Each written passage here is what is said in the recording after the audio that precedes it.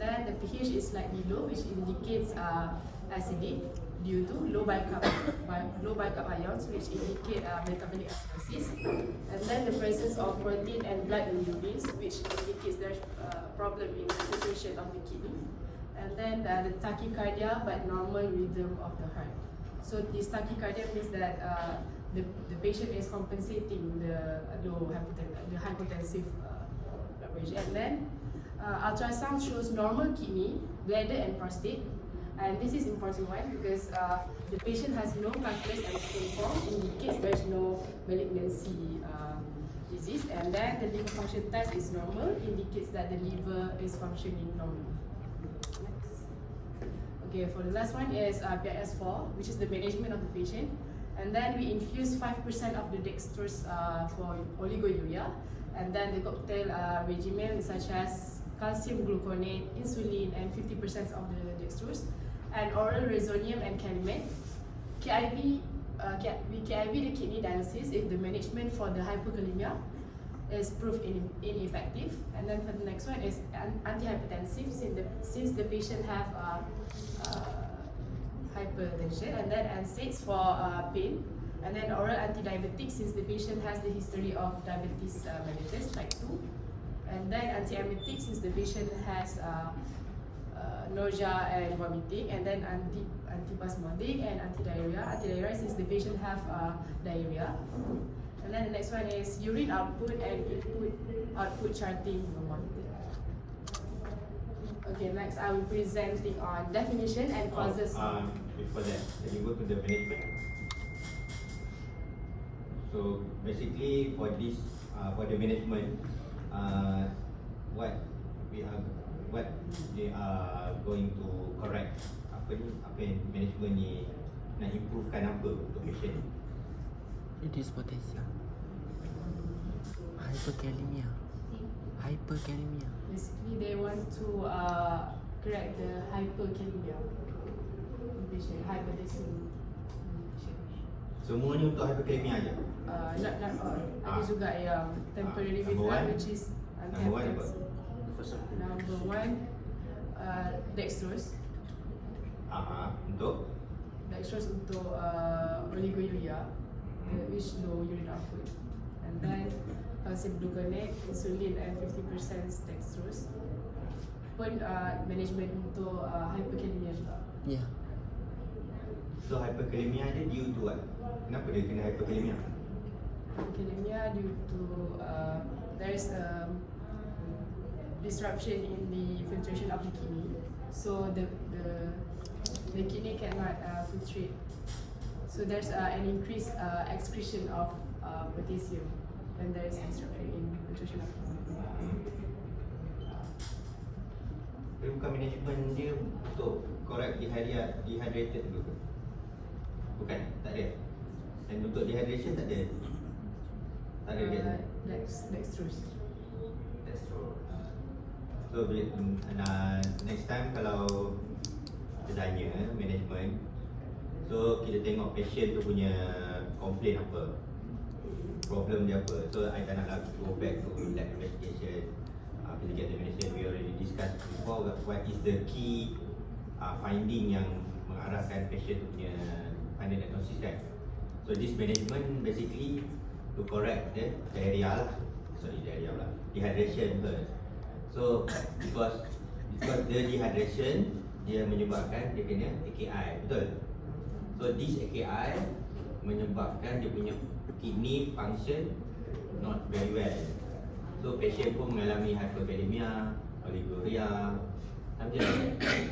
So I'm expecting jawapan yang macam tu lah. Okay, how to explain to people. Sebab nanti waktu you masuk third year, fourth year, macam gitulah you kena present dekat your clinician. Sebab kita boleh baca lah dekat sini, kita tahulah ya, tapi kita nak tahu student punya understanding apa maksud dia. Okay, continue. Okay, so first I will start with dehydration. So what is dehydration? Dehydration is a condition due to loss of too much fluid in our body. And then what causes dehydration? For example, we have diarrhea, vomiting, which relates to our patient.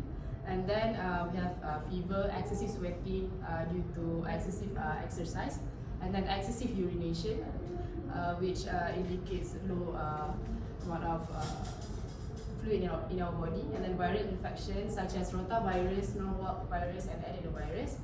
And then we have hemorrhage, acute renal failure with polyuria, excessive use of laxatives, which next one is nephrotoxic drugs such as aminoglycoside, NSAIDs, and amphotericin B. And then we have serious bacterial infections such as Salmonella, E. coli, Campylobacter, and Clostridium difficile.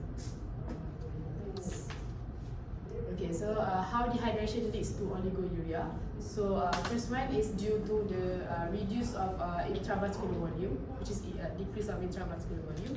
And then due to this reduced intravascular volume, it will decrease our cardiac output to the kidney, which then decrease the renal perfusions. So when there's the decrease in renal perfusion, so there's an increase in renin, angiotensin, aldosterone, catecholamine, and prostaglandin, which is reduce the rest our renin, angiotensin, and aldosterone system. And then this results in increase in water and salt reabsorptions. So there's which it will cause oliguria since the water and salt is reabsorbed into our body. So there's low urine output. So the first one is this one is differential diagnosis for under infection and inflammation. The first one is water reabsorption itu dia absorb mana? Dari mana ke mana? From our from the tubule to the blood. Inside our body. Maksudnya sekarang you punya blood ada water dengan salt ni, and then boleh menyebabkan oliguria macam tu. Yeah, because the water and salt is reabsorbed into our body, which is from the tubule to the blood. So because the ones that in the tubule will be excreted out, so the water and salt is reabsorbed into our blood, and so there's no water and salt left in our tubule to be excreted. Oliguria ni maksudnya di darah dalam oliguria maksudnya? No, low urine output. Low urine output kan? So water ni tadi you cakap masuk dalam darah. Are you sure masuk dalam darah? Ke dia masuk dalam tisu atau sel? Tissue or cell. So yang tu kena double check balik Reabsorption tu biasanya masa saya tadi pun kita confuse juga. Dia reabsorption ni ke mana? Sama ada dalam you punya blood plasma, dalam punya blood circulation ataupun dalam sel ataupun tisu. Okay? Continue. Okay, so the first one is differential diagnosis under infection and inflammation. So first one is gastroenteritis, which is an inflammation of the lining of the stomach and intestines, which the main symptoms are vomiting, diarrhea, which can lead to dehydration, which relates to our patient. But why we rule out gastroenteritis is because there's an absence of fever, and then there's no pain at the upper abdomen, since the chief complaint is the pain in the lower abdomen pain. And the next one is glomerulonephritis, which is an inflammation or damage of our glomerulus, which leads to nephritic syndrome such as hematuria, proteinuria, edema, and hypertension. So why we rule out this glomerulonephritis is due to the absence of edema, and there's no hypertension in the patient. Next. Okay, next one is acute interstitial nephritis, which is a kidney lesion that can cause decline in kidney function. So when there's this acute interstitial nephritis occur when there's a spaces between these tubules which become inflamed, which leads to extra fluids build up, which is edema. And the symptoms of this acute interstitial nephritis is swelling, mental status change, and rashes. So why we rule out this acute interstitial nephritis is due to the absence of mental state alteration, which are normal in this patient, and there's no swelling, which is edema, and no rashes in the patient. Next one is pyelonephritis, which is a bacterial infection that causes inflammation of the kidney. And this infection will cause urosepsis, which leads to hypotension and decrease in our tissue diffusion. And the symptoms are fever, often urinating, nausea and vomiting. So why we rule out this pyelonephritis is because the patient has no fever and no often urinating. Since the patient has oliguria, means there's no difficulty in urination, but just low urine output, just oliguria. Next is prostatitis, under infection and inflammation also. So prostatitis is an inflammation of the prostate which caused by bacterial infection. So the symptoms of this prostatitis are painful and difficulty in urination, urgent need to urinate, painful ejaculation or erectile dysfunction. So as we can see here, the prostate is swelling due to the bacterial infections. So there's which causes pain and difficulty in urinating. So why we rule out this prostatitis is due to the absence of painful and ejaculation or erectile dysfunction, and there's no difficulty or urgency in urinating, since the main problem of the patient is oliguria, which is low urine output. Next one is vasculitis, which is an inflammation of the blood cells that cause the walls of the blood cells to thicken or reduce in size of the lumen, which then reduce the blood flow, which leads to tissue and organ damage. So basically, this vasculitis is due to the thickening of the blood vessel walls, which then reduce the blood flow and reduce the oxygen transport to the cells. So basically, why we exclude this vasculitis is due to no purpura rashes. Purpura rashes is this one, the red rashes on our body or any part of the body. Next is obstruction, which is nephrolithiasis. Nephrolithiasis is kidney stones or renal calculi that which makes of hard deposits made of salts formed in kidney. Which is these stones is formed when urine is concentrated, which allow the minerals to crystallize and stick together. So why we rule out nephrolithiasis is due to this absence of things in patients, such as in ultrasound there's no calculi and no hydronephrosis, which indicates no malignancy. And then for urinalysis, there's no crystals present. And then for bladestone is a hard masses of mineral stones, which are almost the same as nephrolithiasis.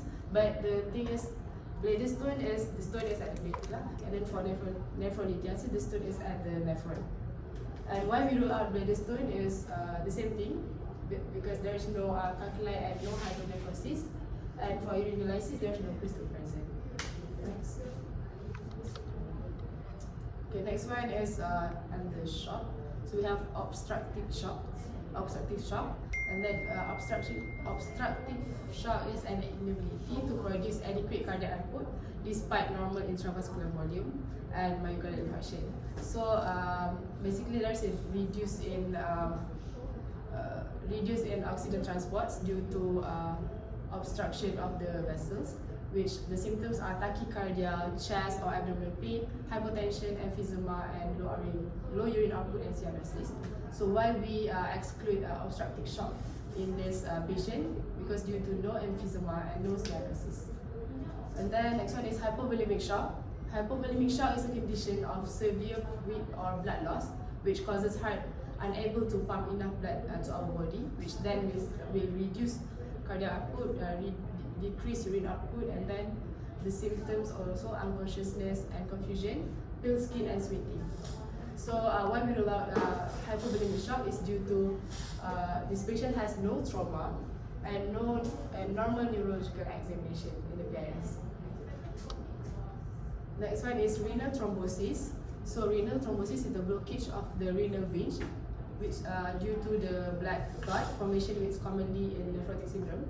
So this blockage or blood clot will lead to congestion in the kidney, which we call as edema, which then degenerates the nephron, which will cause oliguria, since the congestion will disrupt the nephron. So there's an obstruction in the filtration of the nephron.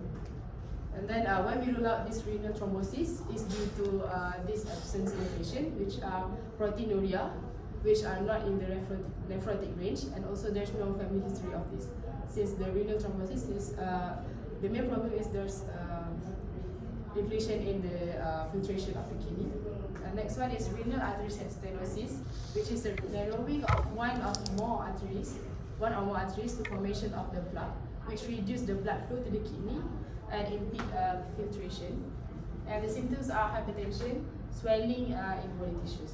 So why we rule out this artery stenosis is due to absence in this patient, such as proteinuria, which are not in the clinic range, and no swelling.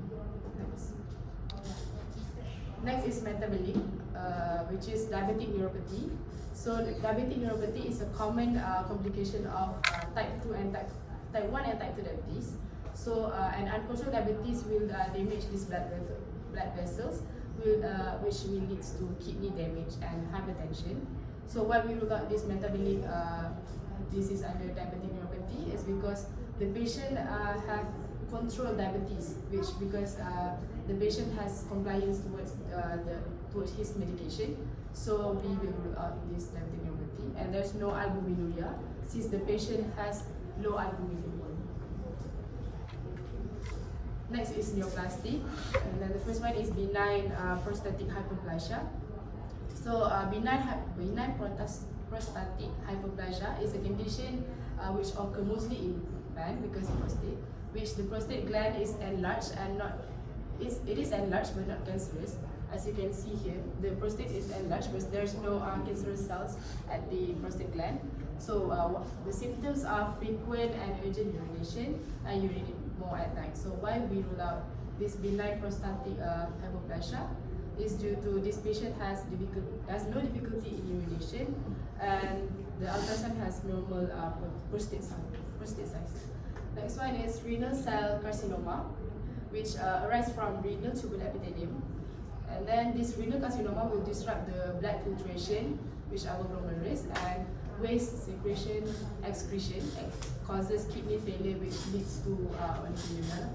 And then why we rule out this renal cell carcinoma, this is because the patient has no smoking habit and no weight loss in the patient, and then no hereditary cancer, which normal family history. And then the ultrasounds shows no mass or lesion, which indicates no malignancy. Next one is degenerative, which is acute tubular necrosis. So acute tubular necrosis is a condition due to lack of oxygen and blood flow to the kidney, which will then damage the kidney because it will disrupt the filtration of the kidney. And then this results in the impact kidney tubules and causes the fluid build-up. So fluid build-up will cause edema in the nephrons. And then why we rule out this acute tubular necrosis? Because the patient urinalysis results has no granular class, which indicates the kidney problems. And then endocrine and then dehydration, dehydration is a condition due to loss of too much fluid in our body. And the symptoms are dry lips, hypotension, and tachycardia. Which these three symptoms we have these three symptoms in the patient. Next. Okay, the last one is our final diagnosis, which is acute kidney injury. So acute kidney injury is the condition where the kidney will suddenly become unable to filter waste product from the blood. So the word suddenly means it is acute, which relates to our patient. And then it develops less than few days. And then the symptoms are low urine output and dehydration. So as you can see in the picture here, the fluid is low, electrolyte is low, and there is a problem with the acid-base imbalance. And the urea and creatinine is high in our blood, in the patient's blood, since we can see in the lab examination, the urea and creatinine is high, which means there is a low excretion of waste products in the patient. Yes, so these are my references. Any question? Is there any question? Can I ask about the where is it? Acute tubular necrosis. What is granular cast and the indication? Why granular cast is present in acute tubular necrosis in the first place? Acute granular cast is basically we find this in lots of kidney disease, but in acute tubular necrosis we commonly found granular cast because granular cast is sediments that have RBC, white blood cells, and fats, which will wrap in this protein matrix. So we commonly found granular cast, which indicates the patient have kidney diseases, and one of them is acute tubular necrosis, which granular cast is commonly found in acute tubular necrosis.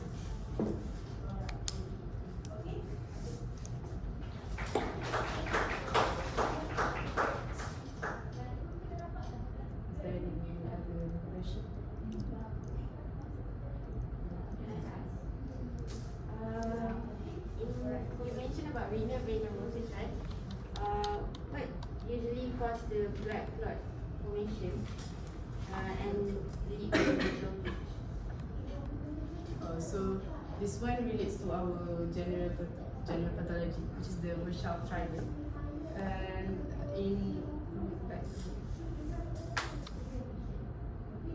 Ni kan?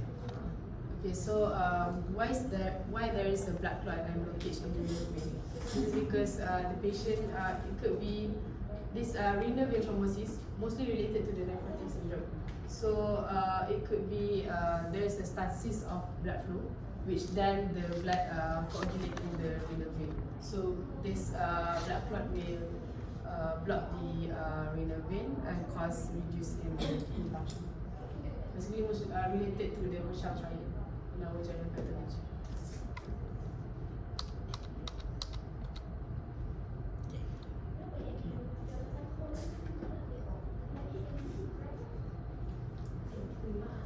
It's all for me, thank you.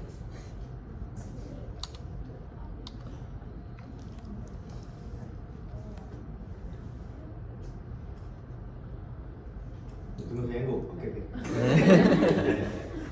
We can proceed. Okay, so next presenter is Diana, which will be presenting on gross anatomy and histology of kidney. Ini bukan 2 jam kan?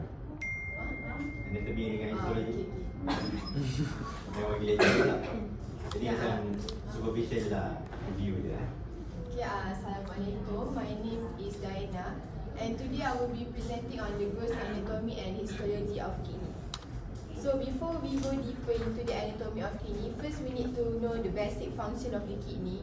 So the first one that almost everyone is that kidney help us to excrete our waste products such as urea or toxin in our blood, and then kidney also help maintain the water and electrolyte balance. So we know that it can reabsorb, filter and secrete all these electrolyte based on our body, and also it can maintain the acid-base balance. So we know that kidney it can compensate if there are any, for example, if a person has alkalosis, so this kidney can monitor the it can control the excretion and absorption of the hydrogen or the bicarb ion. And also the kidney can produce renin, which is related to the RAS system and for controlling our blood pressure, and it also produces erythropoietin. So we know that if a patient has kidney injury, mostly the patient will present with anemia because our kidney will help to produce the erythropoietin yang help to produce the red blood cell. And also 1,2-hydroxycholecalciferol, which is the activated vitamin D, and this substance is mostly related to the absorption of calcium in our body. So we need to know the location of our kidney. You can see in the picture, the kidney start from T12 until L3. So the upper border of the left kidney is at the T12 and the right kidney is at L3. So our right kidney is located more inferiorly compared to left because we have a large organ up there which is the liver. So this will cause the right kidney to become more inferior. And also our kidney, we have two surfaces, anterior and posterior. And then we have the border, which is, here is the middle border, and this is the lateral border. And for the pole, we have superior pole and also the inferior pole. Next. So the external features of our kidney, yang mostly that we can easily see is the renal hilum. So the renal hilum is located right here, and the structure, we can remember the structure from most anteriorly to posterior by remembering VAUA. So V is the renal vein, paling depan, and then the A is anterior branch of the renal artery, and then we have the ureter, and lastly the posterior branch of renal artery. Next. Okay, so we know that our kidney is actually a retroperitoneal organ. So it needs something to hold and support the kidney. So this is why kidney has a lot of covering. So you can see the first one, the innermost is the renal capsule, the blue one there. And then next is perirenal fat.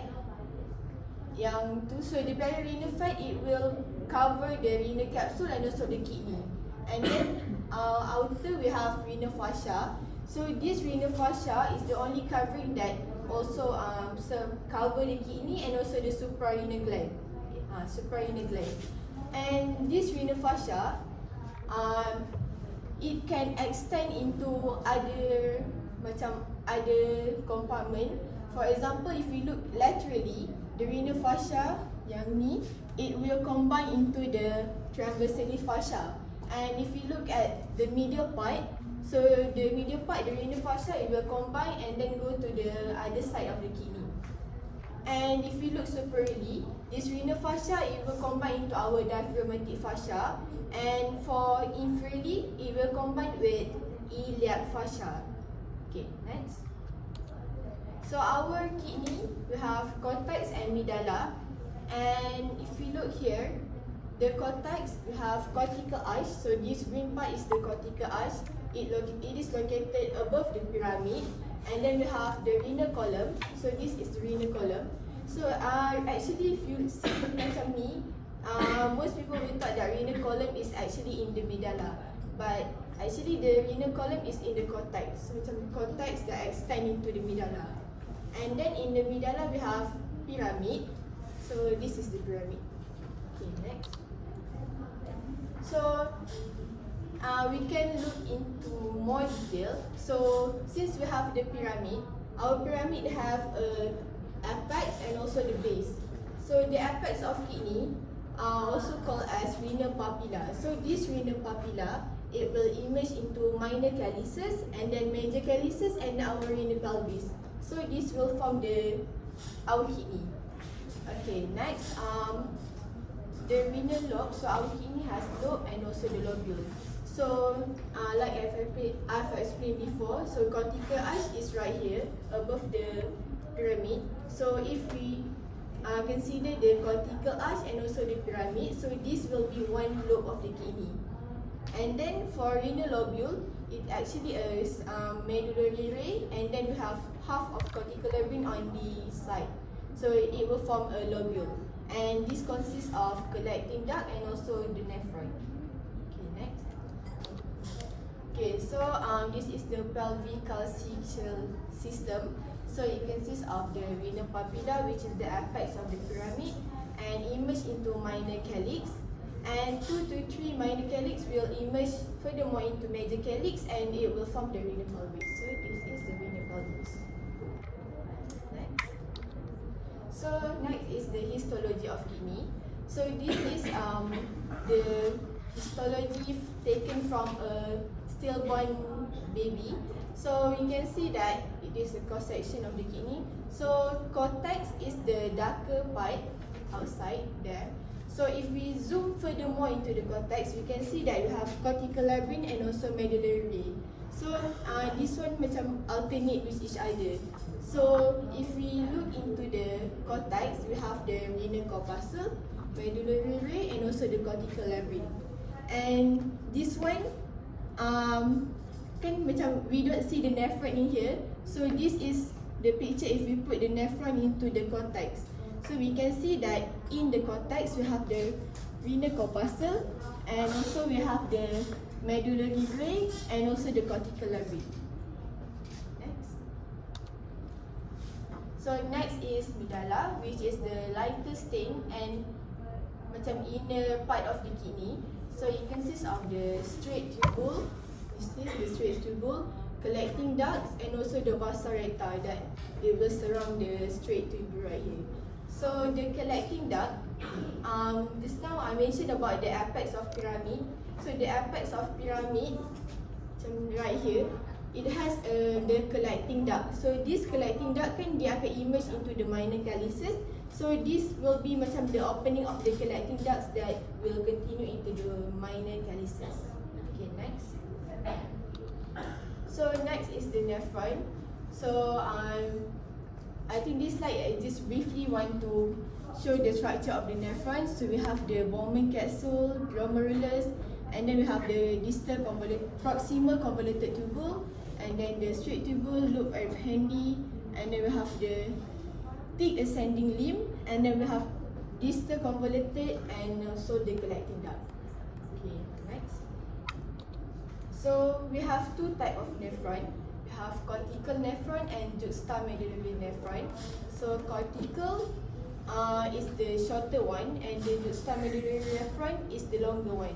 So we can see that cortical nephron, it doesn't extend deep into the medulla. And also the difference in function is that cortical nephron it do macam the simple kidney job macam filtration, reabsorption and also secretion. Tapi if you look into the juxtamedullary nephron, it control the concentration of our urine, which is by the counter current mechanism. Okay, next. Next we have the juxtaglomerular apparatus. So this is the picture I take from the lecture note. So we can see that there is macula densa, juxtaglomerular cell, and also extraglomerular messenger cell. So these three combined will form the juxtaglomerular apparatus. So the macula densa up there, okay. So it actually inside the distal convoluted tubule. But how we can differentiate the macula densa and the distal convoluted tubule is that ini boleh point ke yang atas tu? See, so the macula densa cell actually more taller and macam more near to each other compared to the distal convoluted cell up there. So that is how we differentiate it. And then we have the juxtaglomerular cell, which is at the afferent arteriole, the yellow one. Okay, and then we have the extraglomerular messenger cell, which is there. So these are my references. That's all. Any question?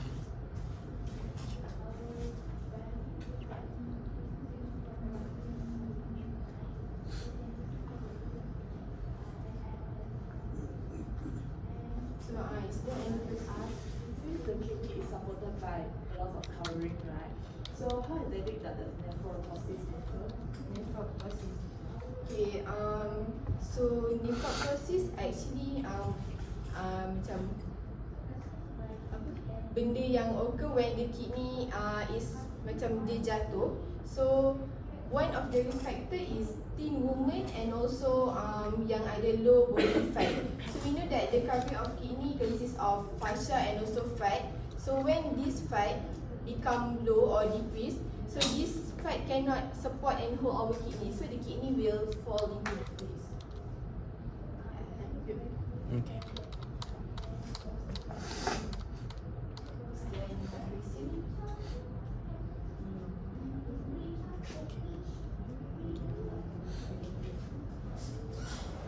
So the next presenter will be James, which will be presenting on causes and pathogenesis of acute kidney disease. Before we continue, is there any presentation on the urine production nanti? Ada ke? About physiology. Ada? Ada. Patut physiology. Urine production? Tak ada. Tak ada. So fisiologi tak ada lah kan? Okay. So saya tak nak tanya benda tu, tapi urine production you must know lah macam fisiologi. Sebab kalau saya tanya kan lambat nak habis, nak suruh balik presenter yang tadi tu present.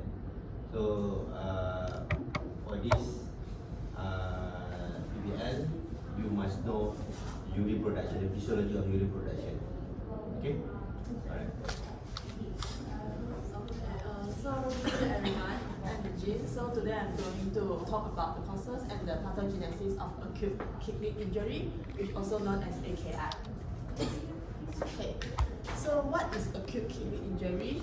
It denotes a sudden and often reversible reduction in kidney function as measured by GFR. So it means that the kidney isn't functioning at 100%. Okay, so next. Oh, can go previous slide. Okay. Okay, so AKI essentially can split into three parts, which are pre-renal AKI, intra-renal AKI, and also the post-renal AKI. So I will begin with the pre-renal AKI first. Next.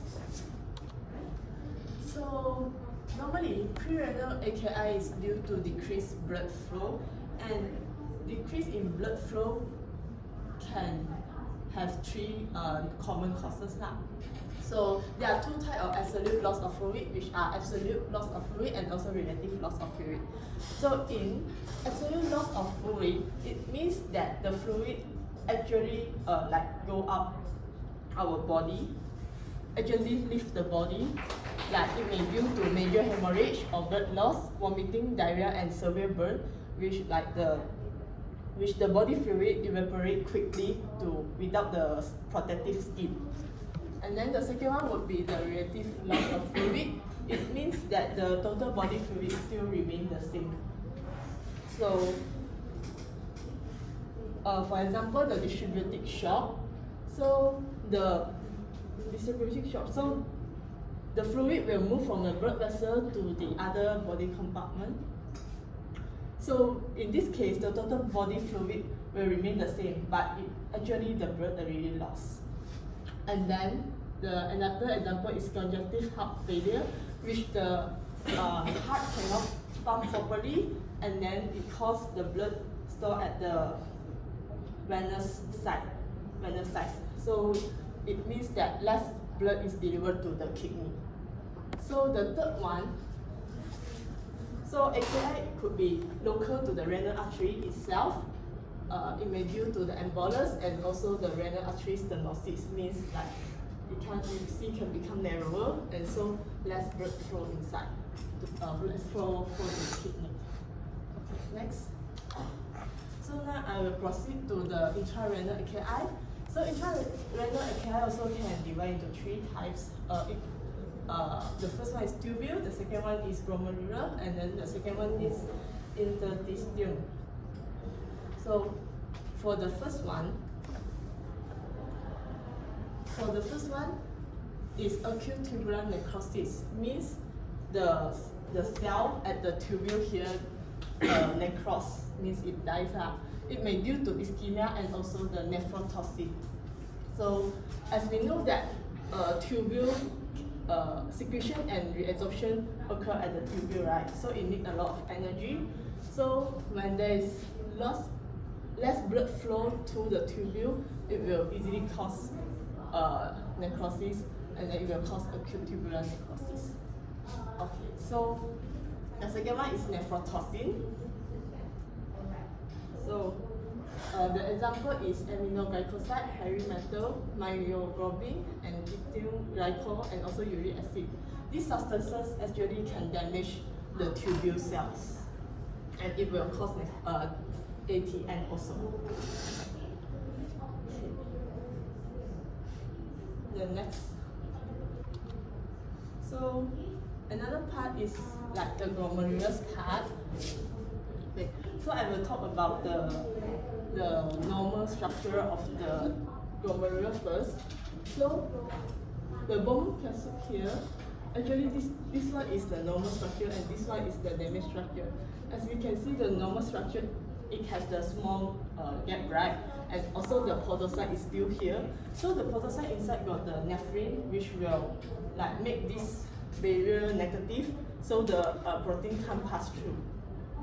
And also the small gap can't let the big molecule like hemoglobin pass through also. So when in glomerular nephritis, it means that the inflammation of glomerulus is normally caused by antibody-antigen complex depositing at the here glomerular tissue. So this deposition activates the complement system, and it will attract the immune cell like macrophage, and then all this kind of immune cell, it will secrete the enzyme, and the enzyme will damage the cell over here. So it will So when the cell is damaged, the membrane permeability will increase. Thus, the large molecule and also the protein, like protein, can pass through it, and it will cause hematuria or also proteinuria. Okay, so next. Wait, the diagram, the right diagram is what? This The right. Yeah. This one. Oh, this one is like because when filter, right? So the protein can't pass through. So this one is when the podocyte is damaged. So the protein and the red blood cell will pass through it. Will get filtered, and then thus it will like the body will produce hematuria and proteinuria. So the yellow thing is what? Urine. Urine. Yeah. So next time you should Sure. explain the diagram juga lah. Okay. What is the green, on the middle diagram, the green dot in green is the protein, right? Yeah, it's the because the protein transfer from the blood capillary to here. to the this side. glomerulus. The glomerulus to the The one is the glomerulus, right? here. Yeah. Yeah. The one is the glomerulus, and inside the glomerulus we have podocyte. Yeah. Like And then podocyte damage, and then the large molecule like protein and also the the red blood cell will pass through it, and then it will excreted out by our human body.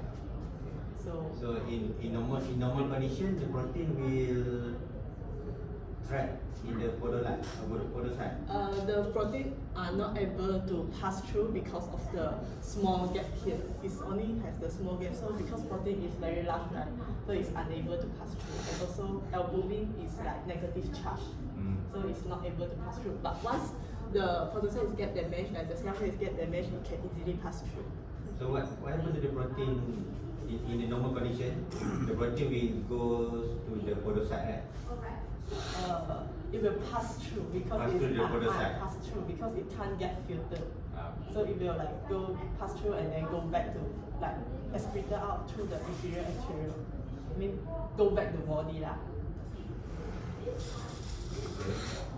Sure.